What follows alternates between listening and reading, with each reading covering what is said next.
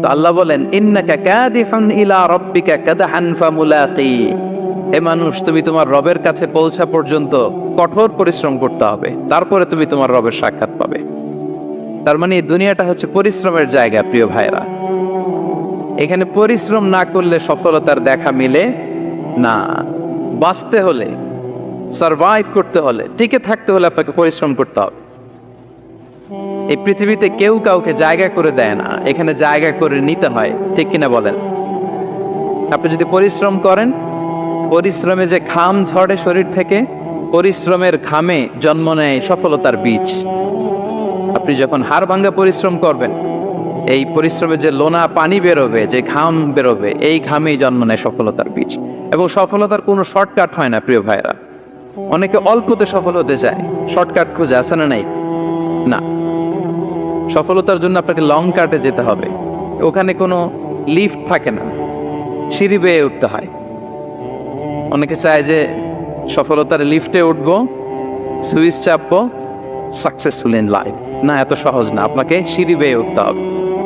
তাহলে পরিশ্রমের কোনো বিকল্প নেই। এই দুনিয়াটা হচ্ছে পরিশ্রমের জায়গা, সংগ্রামের জায়গা। আপনি সফল হতে হলে আপনাকে পরিশ্রম করতে হবে, করতেই হবে। আর পরিশ্রমে কোনো লজ্জা নেই। আমি বিভিন্ন আমার আলোচনায় বলি, কাজে লজ্জা নেই। কিসে লজ্জা নেই? আওয়াজ করে বলুন সবাই। কাজে লজ্জা নেই। লজ্জা হচ্ছে অলসতায়, লজ্জা হচ্ছে হাত পাতায়, লজ্জা হচ্ছে অকর্মণ্যতায়। কাজে লজ্জা আছে? লজ্জা কিসে? বলেন সবাই। লজ্জা হচ্ছে অলসতায়, অকর্মণ্যতায়। যারা কাজ না করে ফুটানি মারে, ওইটাতে লজ্জা। অনেকে আছে ফুটানি মারে, আছে না নাই? কাজ করে না, সব ফুটানি।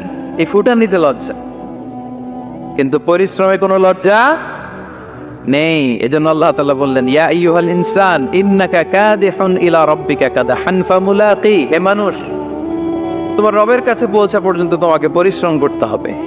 হাড় ভাঙা পরিশ্রম করে আমার কাছে আসতে হবে, তবেই সফলতা মিলবে। অন্য আয়াতে আল্লাহ তাআলা বলছেন, লাকাদ খালাকনাল ইনসানা ফি কাবাদ, নিশ্চয়ই মানুষকে আমি কষ্ট এবং পরিশ্রম নির্ভর করে তৈরি করেছি। এই পৃথিবীতে টিকে থাকতে হলে তাকে পরিশ্রম করতে হয়, কষ্ট করতে হয়। এবং দুনিয়ার এই সাইকেলটা যদি দেখেন, দিন এবং রাতের যে সাইকেল, রাতকে আল্লাহ বানিয়েছেন ঘুমের জন্য, রেস্ট নেওয়ার জন্য, বিশ্রামের জন্য। আর দিনকে আল্লাহ বানিয়েছেন কর্মচঞ্চল করে, কাজের জন্য। দিনের মধ্যে কর্মস্পৃহা আছে। আল্লাহ তাআলা সূরা নাবাতে বলছেন, ওয়াজআলনান নাহারা মাআশা, আমি দিনকে বানিয়েছি কর্মচঞ্চল। দিনে আপনি কাজ করবেন, হাড় ভাঙা পরিশ্রম করবেন, তবেই সফলতা ধরা দিবে, ঠিক কিনা বলেন? তাহলে প্রথমে আমরা জানলাম এই পৃথিবীতে পরিশ্রম করতেই হবে, পরিশ্রমের কোনো বিকল্প নেই। সফল হতে চাইলে কি করতে হবে? আওয়াজ করে বলবেন, কি করতে হবে? এবং ইসলাম এই পরিশ্রমকে উৎসাহিত করে, পরিশ্রমের মাধ্যমে যে ইনকাম, এটাকে উৎসাহিত করে। বিষ্ণু ঈসা ইসলাম বলেন, মা আকালা আহাদুন তাআমান কাত্তু খায়রান আইয়াকুলা মিন আমালি ইয়াদাই, মানুষ পরিশ্রম করে তার দুই হাত দিয়ে উপার্জন করে যে জীবিকা নির্বাহ করে, এর চেয়ে শ্রেষ্ঠ জীবিকা পৃথিবীতে আর নেই। আল্লাহু আকবার। আপনারা যারা কষ্ট করে ঘাম ঝরিয়ে উপার্জন করেন, এই পৃথিবীতে এর চেয়ে শ্রেষ্ঠ উপার্জন আর হতে পারে? পরিশ্রম করে ঘাম ঝরিয়ে আপনি যে রিজিক এর বন্দোবস্ত আপনার হয়, এই খাবারের চেয়ে শ্রেষ্ঠ খাবার পৃথিবীতে হতে পারে? এরপর বিষ্ণু ঈসা ইসলাম বললেন, ওয়া ইন্না নাবিয়াল্লাহি দাউদ আলাইহিস সালাম কানা ইয়াকুলু মিন আমালি ইয়াদি, আল্লাহর নবী দাউদ আলাইহিস সালাম তিনি নিজ হাতের উপার্জন থেকে খেতেন। সুবহানাল্লাহি বিহামদি। তিনি আর্মার বানাতেন, যুদ্ধাস্ত্র। তিনি বর্ম বানাতেন, নিজ হাতে বর্ম বানিয়ে, যুদ্ধাস্ত্র বানিয়ে বিক্রি করে সেটা দিয়ে জীবিকা নির্বাহ করতেন। আল্লাহু আকবার। তাহলে পরিশ্রমের কোনো বিকল্প নেই। শ্রমের মাধ্যমে যে উপার্জন, এটা শ্রেষ্ঠ উপার্জন। তাই শ্রমজীবী যারা আছেন, মনক্ষুণ্ণ হবেন না, মন ছোট করবেন না। You are the superhero, you are the superhero, you are the remittance fighter of our country. এজন্য রাস্তা দিয়ে যখন হাঁটবেন, বুক ফুলিয়ে হাঁটবেন, আর বস্তা ভরে টাকা নিয়ে দেশে ফিরবেন, ঠিক কিনা বলেন? বুক ফুলিয়ে হাঁটতে হবে।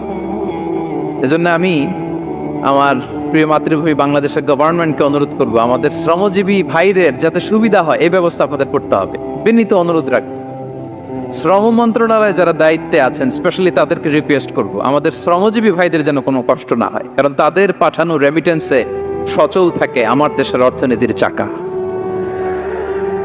তারা ভালো থাকলে ভালো থাকবে বাংলাদেশ। ভেরি সিম্পল, ঠিক কিনা বলেন? আমার যে ভাইটা পরিচ্ছন্নতা কর্মী, রাস্তা ক্লিন করে, এয়ারপোর্টে ওয়াশরুম ক্লিন করে, একজন পরিচ্ছন্নতা কর্মী তারও 20 থেকে 30,000 টাকা বাংলাদেশে ঢোকে প্রতি মাসে। আপনি চিন্তা করতে পারেন?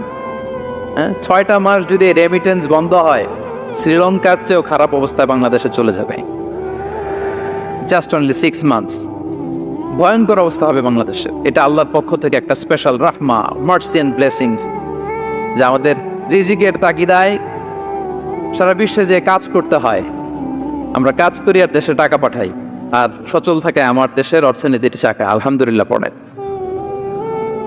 সো বাংলাদেশের গভর্নমেন্টকে আমি বিনীত অনুরোধ জানাবো, শ্রম মন্ত্রণালয়কে অনুরোধ জানাবো, এয়ারপোর্ট অথরিটিকে অনুরোধ জানাবো, আমার শ্রমজীবী ভাইদের সাথে ভালো আচরণ করুন, তাদের সাথে কোঅপারেট করুন।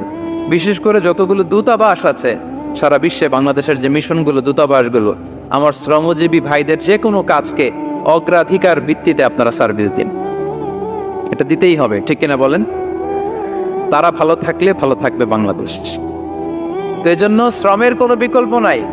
নিজ হাতে উপার্জিত অর্থ, নিজ হাতে উপার্জিত কামাই, এটা শ্রেষ্ঠ কামাই। তো আলহামদুলিল্লাহ আজকের অডিয়েন্সের মধ্যে শ্রমজীবী ভাইয়েরা বেশি, আলহামদুলিল্লাহ পড়েন। এটা আমাদের সৌভাগ্য। এই যে বাংলাদেশে এখন চাকরি নাই, চাকরির বাজার মন্দা, মাস্টার্স পাস করে বেকার টোটো কোম্পানির ম্যানেজার, এরকম আছে না নাই? তার বিপরীতে আল্লাহ তাআলা আপনাদেরকে মালয়েশিয়া নিয়ে আসছে, প্রতি মাসে আপনি টাকা পাঠান, আলহামদুলিল্লাহ। আপনি বাংলাদেশের যে উন্নয়ন, বাংলাদেশের যে ডেভেলপমেন্ট, এই যে স্মার্ট বাংলাদেশ বলে বলে মন্ত্রীরা মুখে ফেনা তুলে ফেলে, এটার গর্বিত অংশীদার আপনি, ঠিক কিনা বলেন? আপনি গর্বিত অংশীদার। You are the contributor, you are the real contributor. আপনার অবদানে বাংলাদেশ আজকে সচল, আলহামদুলিল্লাহ। সো মন ছোট করার কোনো সুযোগ নেই। নিজ হাতে উপার্জিত কামাই, এটা পৃথিবীর শ্রেষ্ঠ কামাই, আলহামদুলিল্লাহ। পরিশ্রমের মাধ্যমে যে উপার্জন, এটাকে ইসলাম আমাদেরকে উৎসাহিত করে। শুধু নামাজ, রোজা, জিকির এগুলো নিয়ে ইসলাম আমাদেরকে পড়ে থাকতে বলেনি। কোরআনিক অর্ডার হচ্ছে আপনার নামাজ শেষ, আপনি বেরিয়ে পড়বেন, কাজে বেরিয়ে যাবেন। ফাইদা কুদিয়াতিস সালাতু ফান্তাশিরু ফিল আরদি ওয়াবতাগু মিন ফাদলিল্লাহ। বিধানটা কার বলুন? আওয়াজ করে বলুন, বিধানটা কার? এটা কোরআনিক ভার্ডিক্ট, কোরআনের বিধান। নামাজ শেষ, ভুল হয়ে বসে জিকির করতে বলা নেই আল্লাহ। আল্লাহ বলেছে ফান্তাশিরু ফিল আরদ ওয়াবতাগু মিন ফাদলিল্লাহ, জমিনে ছড়িয়ে পড়ো, আল্লাহর রিজিক তালাশ করো। নামাজ শেষ, বেরিয়ে যাবেন। কৃষক চলে যাবে মাঠে, শ্রমজীবী চলে যাবে ফ্যাক্টরিতে, শিক্ষকরা চলে যাবে তাদের শিক্ষা প্রতিষ্ঠানে, কর্পোরেট ওয়ার্ল্ডের লোকেরা চলে যাবে তাদের প্রতিষ্ঠানে। ডেভেলপমেন্ট করতে হবে, সিভিলাইজেশন করতে হবে। নামাজের পরে গোল হয়ে বসে থাকা চলবে না। কি ব্যালেন্স দেখেছেন ইসলাম? আজান হয়েছে তো মসজিদে আসো, নামাজ শেষ বেরিয়ে পড়ো, আলহামদুলিল্লাহ। কি ভারসাম্যপূর্ণ ইসলাম। ফাইদা কুদিয়াতিস সালাতু ফান্তাশিরু ফিল আরদ, যখন সালাত শেষ জমিনে ছড়িয়ে পড়ো, আল্লাহ রিজিক অন্বেষণ করো। তাহলে শুধু নামাজ রোজার মধ্যে ইসলাম নয়, আপনাকে কর্মঠ হইতে হবে, পরিশ্রম করতে হবে, হাড় ভাঙা পরিশ্রম। বিশ্বনবী সাল্লাল্লাহু আলাইহি ওয়াসাল্লাম অত্যন্ত পরিশ্রমী ছিলেন। He started his first career as a shepherd. সুবহানাল্লাহ। ওনার প্রথম ক্যারিয়ার উনি রাখাল হিসেবে শুরু করেছেন। রাখালরা যে কাজ করে, অর্থাৎ মরুভূমিতে ভেড়া, মহিষ, ভেড়া, ছাগল, তারপর বকরি, দুম্বা, এই চরানোর কাজগুলো দিয়ে বিষ্ণু ইসলাম তার ক্যারিয়ার শুরু করেছেন এজ এ শেফার্ড। বিষ্ণু ইসলাম বলেন, সেই বুখারীর বর্ণনা, মা বাআসাল্লাহু নাবিয়্যান ইল্লা রাআল গানাম, আল্লাহ তাআলা এই পৃথিবীতে এমন কোন নবী পাঠায় নাই যে নবীরা ছাগল চড়ায় নাই। সুবহানাল্লাহ পড়বেন না? সাহাবারা বললেন, ওয়া আনতা ইয়া রাসূলুল্লাহ, হে আল্লাহর নবী আপনিও ছাগল চড়িয়েছেন? বিষ্ণু ইসলাম বললেন, নাম, আমিও ছাগল চড়িয়েছি। ওয়া কুনতু আরআহা আলা কারারিত লিআহলি মক্কা, আমি অল্প কিছু মজুরির বিনিময়ে, অল্প কিছু টাকার বিনিময়ে, সামান্য কিছু পারিশ্রমিকের বিনিময়ে মক্কার লোকদের ছাগল চড়িয়ে দিতাম। সুবহানাল্লাহ পড়েন। ছাগল হচ্ছে খুব টেরা প্রাণী, ডানে টানলে বায়ে যায়, বায়ে টানলে ডানে যায়। তাদেরকে একসাথে করা এজ এ শেফার্ড, এটা মরুভূমিতে খুব কষ্টের কাজ। আল্লাহ তাআলা প্রত্যেক নবীকে দিয়ে ছাগল চড়িয়েছেন যাতে করে কিছুদিন পরে নবীরা মানুষ চড়াতে পারে। সুবহানাল্লাহ। আল্লাহ বুঝাতে চাইলেন এখন ছাগল চড়াও, এদের উপর যদি কন্ট্রোল নিতে পারো তাহলে মানব জাতির উপর কন্ট্রোল নিতে পারবো। আল্লাহু আকবার। এজন্য প্রত্যেকটা নবীকে দিয়ে, সহিহ বুখারীর বর্ণনা, মা বাআসাল্লাহু নাবিয়্যান ইল্লা রাআল গানাম, আল্লাহ পৃথিবীতে এমন কোন নবী পাঠায় নাই যেই নবীকে দিয়ে আল্লাহ ছাগল চড়ায় নাই। তো বিষ্ণু সাল্লাল্লাহু আলাইহি ওয়াসাল্লাম ছাগল চড়িয়েছেন, অত্যন্ত সুঠাম দেহে ছিলেন, কর্মঠ ছিলেন। তার মানে বিষ্ণু সাল্লাল্লাহু আলাইহি ওয়াসাল্লামও পরিশ্রম করে উপার্জন করেছেন, ঠিক কিনা? ছাগল চড়াতেন, তার বিনিময়ে সামান্য কিছু পারিশ্রমিক নিতেন, মজুরি নিতেন, এতে লজ্জা নাই। এজন্য এই কথা দিয়ে শুরু করেছে যে কাজে লজ্জা নেই। এই তো বিষ্ণু সাল্লাল্লাহু আলাইহি ওয়াসাল্লামের ক্যারিয়ার গেল। আমরা যদি সাহাবাদের জীবনী দেখি, ওনারাও পরিশ্রমী ছিলেন। কেউ খেজুর বাগানে কাজ করতেন, কেউ কৃষি কাজ করতেন, কেউ বাজারে ব্যবসা করতেন, কেউ বসে থাকেন নাই। হাড় ভাঙ্গা পরিশ্রম করেছেন প্রত্যেকটা সাহাবা। তারা আমাদের মডেল, তারা আমাদের সুপার হিরো, তারা আমাদের আইকন, ঠিক কিনা? নবীরা আমাদের মডেল, সাহাবারা আমাদের মডেল। বিষ্ণু সাল্লাল্লাহু আলাইহি ওয়াসাল্লাম কর্মঠ ছিলেন, ওনার সাহাবারা অত্যন্ত কর্মঠ ছিল। কেউ বসে থাকতেন না, পরিশ্রম করতেন, হাড় ভাঙ্গা পরিশ্রম করতেন, উপার্জন করতেন। তারা আমাদের জন্য প্রেরণার বাতিঘর। অনেক সাহাবাদের বায়োগ্রাফি থেকে আপনাদেরকে ঘটনা শেয়ার করা যাবে। আমি একজন সাহাবার জীবনী শোনাবো আপনাদেরকে। আব্দুর রহমান ইবনে আউফ রাদিয়াল্লাহু তাআলা আনহু, 10 জন জান্নাতের, দুনিয়াতে বসে যে 10 জন সাহাবা জান্নাতের সুসংবাদ পেয়েছেন তাদের মধ্যে একজন, আলহামদুলিল্লাহ বলেন। আব্দুর রহমান ইবনে আউফ রাদিয়াল্লাহু তাআলা আনহু প্রথম 8 জন মক্কায় যারা কালিমা পড়ে মুসলমান হয়েছে তাদের একজন। তার স্ট্যাটাসটা আগে জেনে নেন। তো তিনি যখন মক্কা থেকে হিজরত করে মদিনায় গেলেন, মনে রাখবেন মক্কা থেকে যে সাহাবারা বাড়ি ঘর ছেড়ে হিজরত করেছে তাদেরকে বলে মুহাজির, মানে হিজরতকারী সাহাবা। আর মদিনাতে যে সমস্ত সাহাবারা তাদেরকে রিসিভ করেছেন তাদেরকে বলে আল আনসার, মানে সাহায্যকারী সাহাবা। তো যারাই হিজরত করে মক্কা থেকে মদিনায় যেত, বিষ্ণু সাল্লাল্লাহু আলাইহি ওয়াসাল্লাম মদিনার কোন সাহাবীর সাথে তার ভাই পাতিয়ে দিতেন, আল মুআখাত, ব্রাদারহুড করে দিতেন, দায়িত্ব দিতেন যে তুমি এই সাহাবীকে দেখবে। তো আব্দুর রহমান ইবনে আউফ রাদিয়াল্লাহু তাআলা আনহু যখন হিজরত করে গেলেন, তার দেখভাল করার জন্য যে সাহাবীর দায়িত্ব পড়লো তার নাম হচ্ছে সাআদ ইবনে রাবি', আনসারী সাহাবী রাদিয়াল্লাহু তাআলা আনহু। বিষ্ণু বললেন, সাআদ, আব্দুর রহমান ইবনে আউফ তোমার ভাই। ভাই বানিয়ে দিলেন। কি বানিয়ে দিলেন? তুমি তাকে টেক কেয়ার করবে, সে হবে তোমার মেহমান। সুবহানাল্লাহ। সাআদ ইবনে রাবি' রাদিয়াল্লাহু তাআলা আনহু তিনি আব্দুর রহমান ইবনে আউফকে ডেকে নিয়ে গেলেন, ঘরে নিয়ে গেলেন মেহমানকে, এবং বললেন, ইয়া সাআদ ইন্নী আকসারুল আনসারি মালান। হে সাআদ, তুমি চিন্তা করো না, তুমি মনে করো না যে তোমার ভরণ পোষণ দিতে আমার কষ্ট হবে। আমি মদিনার সবচাইতে বড় বিজনেস ম্যাগনেট, সবচাইতে বড় বিজনেস ম্যাগনেট আমি। No tension, don't worry about it. Tension নিও না, আসো, তোমার জন্য আমার কি প্রপোজাল শোনো। ফাআকসিমু লাকা নিসফা মালি, আমার যত সম্পদ আছে আমি অর্ধেক তোমারে দিয়ে দিব। সুবহানাল্লাহ। এত আসতে আপনার বাড়িতে কেউ মেহমান হলে করতে পারবেন এরকম? আল্লাহ, কেমন প্রেরণার বাতিঘর তারা। ফাআকসিমু নিসফা মালি, আব্দুর রহমান ইবনে আউফ, আমার অর্ধেক সম্পদ তোমারে দিয়ে দিব। এখানেই শেষ না, এরপর বলতে লাগলেন, আমার অনেকগুলো স্ত্রী আছে, তুমি কোথায় যে মেয়ে খুঁজবা, প্রস্তাব দিবা, এত ঝামেলার দরকার নেই। আমার কোন স্ত্রীকে তোমার ভালো লাগে বলো, তার যদি তোমাকে ভালো লাগে তাহলে প্রয়োজনে তাকে আমি ডিভোর্স দিয়ে দিব, তাকে নিয়ে তুমি সুখের সংসার করবা। আল্লাহু আকবার, আল্লাহু আকবার। অর্ধেক সম্পদ দিয়ে দিব, আমার একাধিক স্ত্রী আছে, কাউকে যদি তোমার পছন্দ হয় এবং সেও যদি তোমাকে পছন্দ করে প্রয়োজনে তাকে ডিভোর্স দিব। New life, new career, just go on. আমরা এই সুযোগ পেলে কি করতাম? সাথে সাথে অর্ধেক সম্পদ নিয়ে নিতাম, ঠিক কিনা? আব্দুর রহমান ইবনে আউফ, প্রেরণার বাতিঘর। উনি কি করলেন? উনি বললেন, লা হাজাতা লি ফি যালিক। আমার ভাই, তুমি যে বলছো সাদ ইবনে রবি, তুমি যে এত চমৎকার প্রপোজাল দিয়েছো, এতেই আমি খুশি।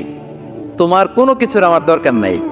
বারাকাল্লাহু লাকা ফি আহলিকা ওয়া মালিক। আল্লাহ তোমার সম্পদেও বরকত দেখ, আল্লাহ তোমার পরিবারেও বরকত দেখ। তবে একটা কষ্ট করতে হবে, সেটা কি? আব্দুর রহমান ইবনে আউফ বললেন, দুল্লানি ইলা সুক, just show me the way to market. মদিনার বাজারটা কোথায়, এটা একটু দেখায় দাও। আমি নতুন মানুষ, পথঘাট চিনি না। দুল্লানি ইলা সুক, just show me the way to market of Madina. মদিনার বাজারটা কোন রাস্তায়, একটু দেখায় দাও। আল্লাহু আকবার। সাদ ইবনে রবি বললেন, এই তো মদিনার বাজার। উনি যে কিছু ঘি কিনলেন, পনির কিনলেন, কিনে বিক্রি করলেন, প্রফিট করলেন। ওই প্রফিট দিয়ে আরো বেশি করে কিনলেন, আবার বিক্রি করলেন, প্রফিট, আবার বিক্রি করলেন, প্রফিট। এই কেনা বেচা করতে করতে 1-2 মাসের মধ্যে উনি মদিনার one of the biggest business magnate হয়ে গেলেন। আল্লাহু আকবার। কি হাড় ভাঙ্গা পরিশ্রমই না তারা করেছেন। একেবারে রেডি ক্যারিয়ার ছিল, গেলাম সবচেয়ে বড় বিজনেসম্যানের অর্ধেক সম্পত্তি পেয়ে গেলাম। He didn't accept the ready career, rather he made his own path with his own endeavor. নিজের চেষ্টায়, নিজের পরিশ্রমে, নিজের ঘাম ঝরিয়ে নিজের ক্যারিয়ার তৈরি করেছেন। চিল্লায় বলেন ঠিক কিনা? This is the biography of Abdur Rahman ইবনে আউফ রাদিয়াল্লাহু তাআলা আনহু। সাহাবারা কতটা পরিশ্রম করেছেন, তার মানে বিশ্বনবী পরিশ্রমী ছিলেন, সাহাবারা পরিশ্রমী ছিলেন। এবং বিষ্ণু ইসা ইসলাম পরিশ্রম করতে বলতেন সবাইকে, হাত পাততে নিষেধ করতেন। কারণ দারিদ্রতা বড্ড ভয়ঙ্কর। দারিদ্রতা যার আসে সে বোঝে।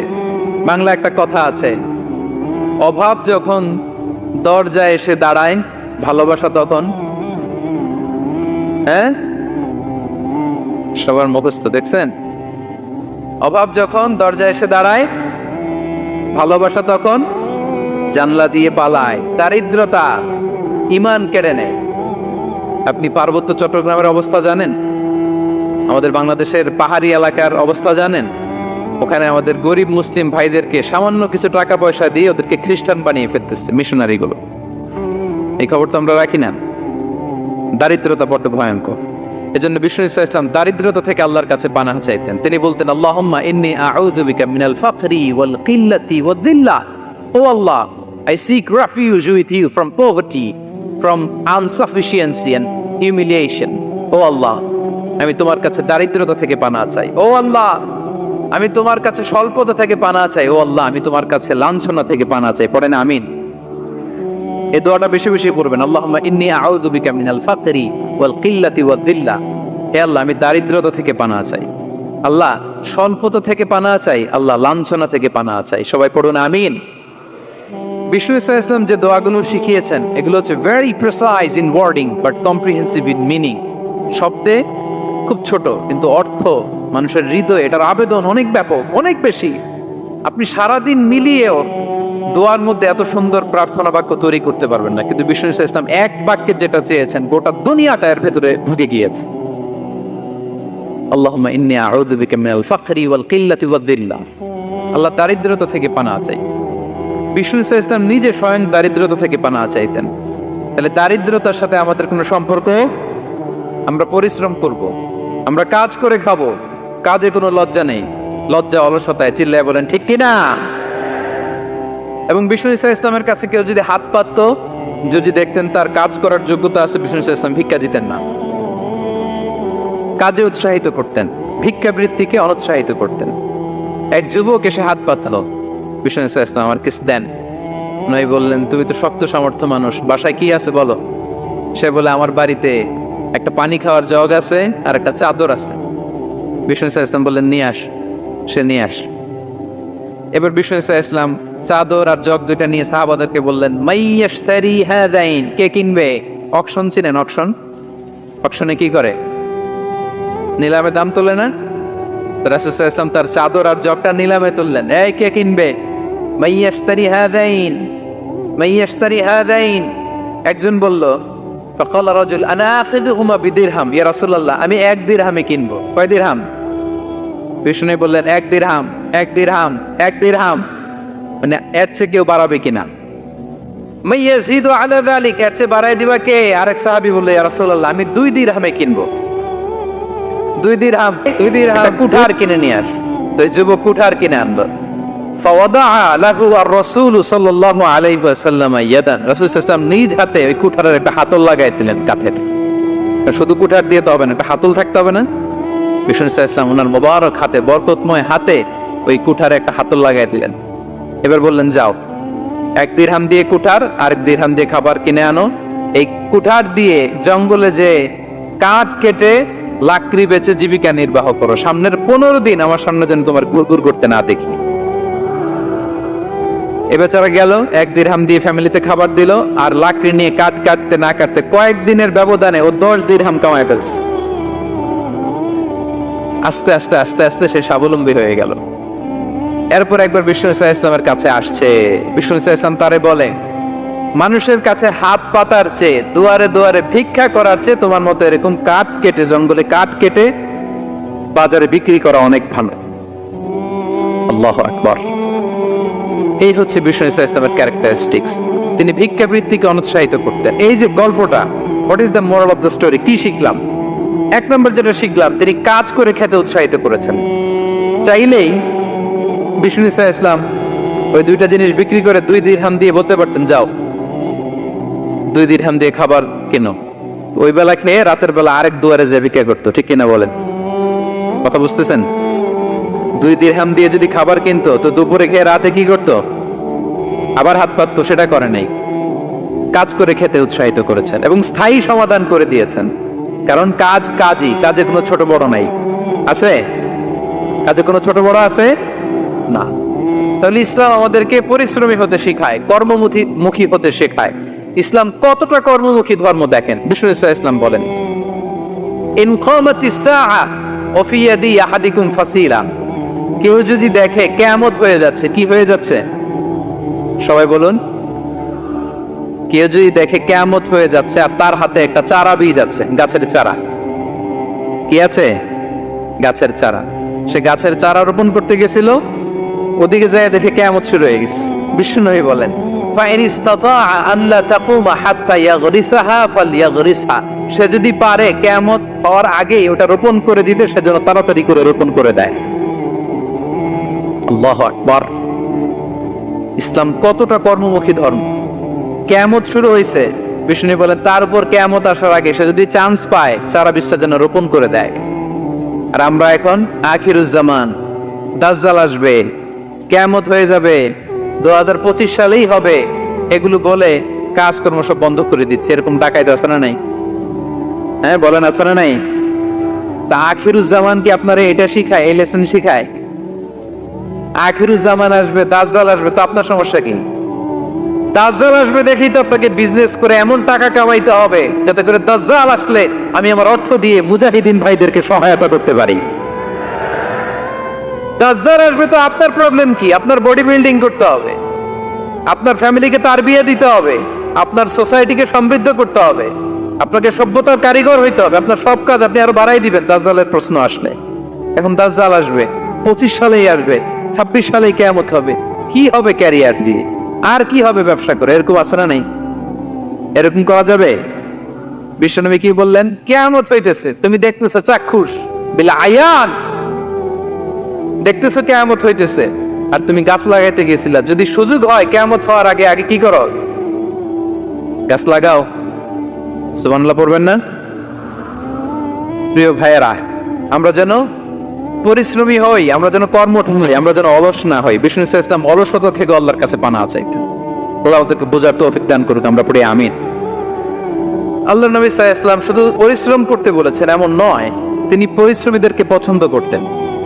এক সাহাবীর সাথে তিনি মুসাফা করলেন, দেখলেন হাতটা বড্ড খসখসে। তিনি শ্রমজীবী সাহাবী। এটা যখন তিনি শুনতে পেলেন, তিনি পরম মমতায় আলতো করে ওই শ্রমিক সাহাবীর হাতে তিনি চুমো খেলেন। আল্লাহু আকবার। এবং ওনার আন্ডারে যারা কাজ করত তাদের সাথে বিষ্ণু ইসলামের যে আচরণ, ওনার যে শ্রমিক, ওনার যে খাদেম, তাদের সাথে বিষ্ণু ইসলামের যে ডিলিং শুনলে আপনি অবাক হয়ে যাবেন।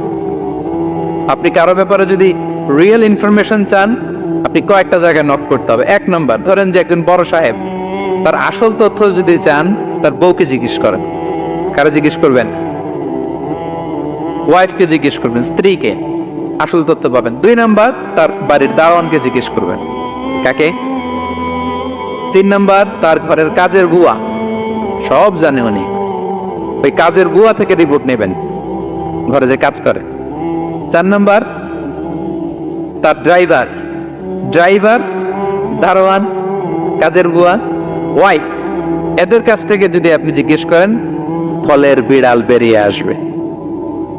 ঠিক কিনা বলেন? তা আসেন বিষ্ণু ইসা ইসলামের যে খাদেম, কর্মচারী, তারা একটু জিজ্ঞেস করে বিষ্ণু ইসা ইসলামের আচরণ কেমন ছিল। বিষ্ণু ইসা ইসলামের খাদেমের নাম হচ্ছে আনাস রাদিয়াল্লাহু আনহু। আলহামদুলিল্লাহ, খাদিমুর রাসূলিল্লাহ, বিষ্ণু ইসা ইসলামের খাদেম। আসেন ওনাকে জিজ্ঞেস করি যে বিষ্ণু ইসা ইসলামের আচরণ কেমন ছিল। আনাস রাদিয়াল্লাহু তাআলা আনহু বলেন, খাদিমতুন নবিয়্যা 10 সিনিন, আমি বিষ্ণু ইসা ইসলামের 10 বছর খেদমত করেছি, 1-2 বছর না, 10 বছর বিষ্ণু ইসা ইসলামের খেদমতে আমি নিয়োজিত ছিলাম। ফামা ক্বালা লি লিমা সানা'তা ওয়ালা লিমা লা সানা'তা, 10 বছরের মধ্যে একদিনও কখনো বলে না, এ আনাস এটা কেন করলা, এ আনাস এমনটা কেন হলো, এটা কেন করলা না, একদিনের জন্য বলে নাই। কেন এটা করছো, কেন এটা করো নাই, এরকম কোনো প্রশ্ন আমাকে কোনোদিন করে নাই। সুবহানাল্লাহ। আনাস রাদিয়াল্লাহু তাআলা কি ভুল করেন নাই? করছেন। ছোট মানুষ তো, একেবারে ছোট বাচ্চা ছিলেন। ওনার আম্মা যখন আনাস রাদিয়াল্লাহু তাআলাকে নিয়ে আসছে, বিষ্ণু ইসা ইসলাম মক্কা থেকে হিজরত করে মদিনায় আসলেন, সবাই বিশ্বনবীকে ঘিরে ধরলো, সবাই বিশ্বনবীকে সালাম দেয়, মুসাফা করে, হাদিয়া দেয়। আনাসের মা চোখের পানি ছাড়ে, বিশ্বনবীর কাছে লজ্জায় এসে বলে, ইয়া রাসূলুল্লাহ, সবাই আপনাকে উপহার দেয়, সবাই আপনাকে হাদিয়া দেয়, আমি আপনারে কি হাদিয়া দেব? হাদিয়া দেওয়ার মতো কিছু নাই, আমার এই কলিজার টুকরা আনাস ছাড়া, আমি আনাসকেই আপনারে হাদিয়া দিয়ে দিলাম। ইয়াখদুমুকা ইয়া রাসূলুল্লাহ, হে নবী, আনাস আপনার খেদমত করবে, আপনার ওযুর পানি এনে দিবে, আপনার মেসওয়াকটা এনে দিবে, আপনার জুব্বাটা এনে দিবে, আমি আমার কলিজার টুকরা, আমার নাড় ছেঁড়া ধন আনাসকেই আপনারে উপহার দিয়ে দিলাম। আনাস রাদিয়াল্লাহু তাআলা বিষ্ণু ইসলামের সাথে থাকতেন, ওযুর পানি এনে দিতেন, জামা এনে দিতেন। বিষ্ণু বলেন, আনাস, আমার ওই জুব্বা